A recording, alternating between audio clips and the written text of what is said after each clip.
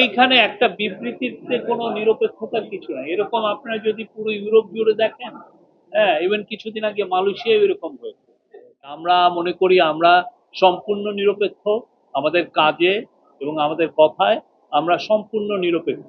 এবং যারা আমাদের এই জুলাই অগাস্টেরও গণ অভ্যুত্থানে ছিল, যতগুলো পার্টি যারাই ছিল, সবার প্রতি আমরা সমানভাবে নিরপেক্ষ।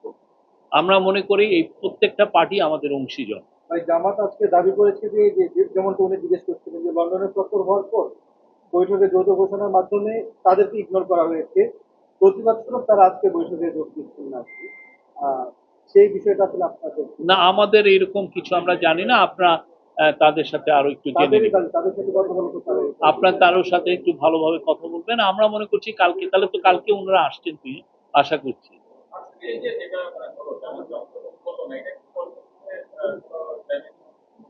আমরা তো আশা করছি কালকে ওনারা জয়েন করবেন। তো অবভিয়াসলি আজকে যে ডিসকাশন গুলো ছিল, কালকে ওনারা সেই জায়গা থেকে শুরু করতে পারবেন, এটা এমন কিছু না।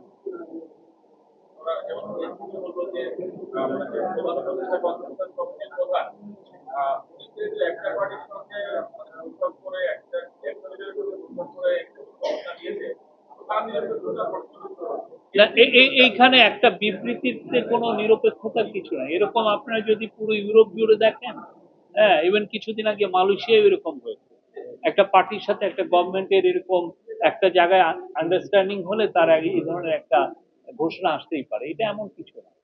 আর এটা তো এমন খুব যে বড় ফর্মাল এমন কিছু না, যে এটা জাস্ট দুইজনে বলা যে আমরা এই কথাগুলো বলছি, দুইটা পক্ষ থেকে একটা কথা বলা,